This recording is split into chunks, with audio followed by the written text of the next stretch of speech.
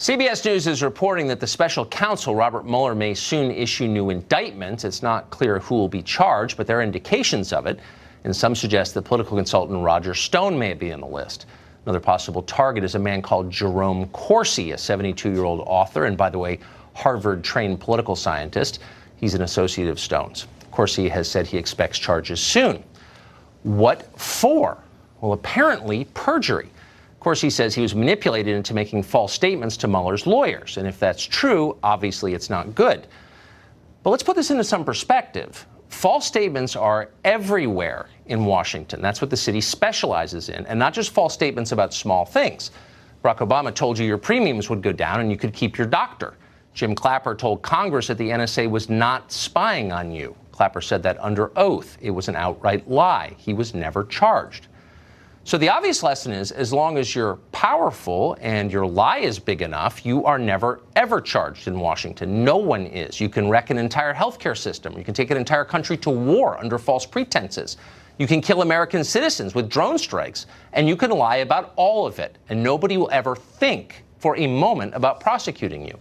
But give the finger to the establishment, mock the people in power, that is dangerous. And they'll get you for that. Jerome Corsi is learning that lesson the hard way, just as Mike Flynn learned it, just as George Papadopoulos learned it. All three and others have been bankrupted and destroyed by Robert Mueller for doing something that virtually everyone in Washington does every day with impunity, lying.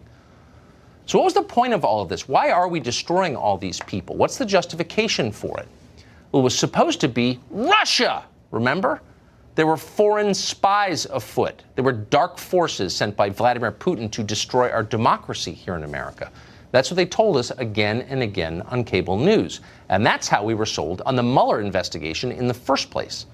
Well, 2 years later, we learn all fake. No evidence that any of that was real. No plot has ever been uncovered. All we've really learned is that an independent counsel is a handy way to settle political scores, and that a lot of people on the left don't really believe in the tenets of Western justice. Watch as one of them, just today, one of the resident geniuses on MSNBC, explains the new legal standard for guilt in this country. When Mueller indicted those Russian military intelligence officers, there was a very big hint in that indictment that there was an American deeply involved. It talked about an American playing a role in that Russian interference scheme. I remember the keystroke intelligence. I remember thinking anyone emailing with Russians, you're going to be in trouble. Emailing with Russians, that's all it takes now to destroy a life. It's been enough to destroy Carter Page's life. Remember Carter Page? He graduated at the top of his class at the Naval Academy. He served this country for 5 years as an intelligence officer. And then he made a fateful mistake. He backed the wrong presidential campaign. Page soon found himself accused of being a Russian spy. There was never any evidence that he actually was a Russian spy. Page was never charged with spying. He was never charged with anything.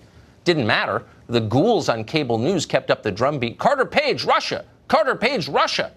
Before long, Carter Page's life was over. His reputation was gone. Who would hire him now? Nobody, ever. But the ghouls don't care. They're on to the next victim. And so is Robert Mueller. Maybe it'll be Jerome Corsi this time, facing a criminal perjury count. Maybe someday it will be you. They'll make up some official-sounding charge, but don't fool yourself. What they're really punishing is disobedience. Jonathan Turley is a professor at George Washington University Law School, and he joins us tonight. I am confused by the focus on Roger Stone and Jerome Corsi and Carter Page and people who, whatever you think of them, approve or disapprove, are clearly not central players in a Russian espionage plot. Well, that's the striking thing, is that most of the counts brought against non-Russians are for false statements or collateral crimes. And if the culmination of this investigation will be someone like Stone or Corsi, it looks like you're running around shooting the wounded. I mean, there still isn't a clear there in terms of a central figure doing some substantive criminal act. And this is going to be a defining moment for Mueller in that sense. He's supposedly working on his report. He's closing in on a new group of indictments. And what a lot of us are wondering is if these indictments are going to bring some powerful narrative end to this. Right. You know, because this sort of feels like an Agatha Christie where no one's telling you a thing till the last scene. Because right now, it doesn't look like he has really found central culprits, people who are actually colluding with Russia. Because if you applied the standards that he applied to General Flynn, whom I'm not defending, I'm agnostic on General Flynn, but just being honest, having lived here all your life, if you applied those standards to any public figure in Washington, who couldn't you indict for criminal perjury? Well, false statements is the darling of prosecutors in Washington. It is very easy to trip someone up, to go under what 18 USC 1001. And any statement you make of that is false on any subject, a federal investigator can be charged. And they certainly did that here. If you take a look at some of these statements, Flynn's case is really quite weak if you look just at that false statement. I mean, originally, the FBI agents we're not viewing that as a criminal matter. Every indication we have is that when Mueller came in, they converted it into something they wanted to indict for. There's no indication that when they saw that statement as being false or misleading, they viewed it as a criminal act.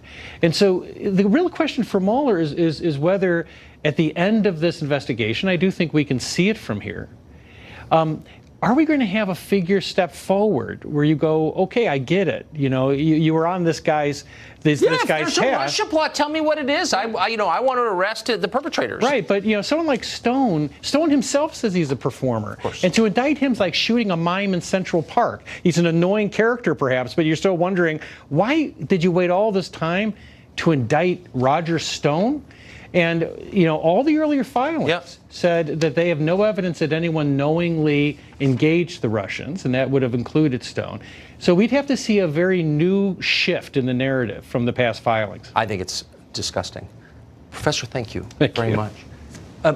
Mollie, I guess I'm really struck by the individual. I think we should all care most about the individual. What happens to the American citizen, the actual person? And I'm seeing a trail of people who really have been destroyed, and I'm seeing people on cable television laughing about this, the moron we just played a second ago, this is great, whatever, but these are actual people who are being destroyed, and I'm wondering what the rest of us are gaining from this. Well, and it isn't just about the individual, I think also rule of law in general. There's broad leeway in how you prosecute something.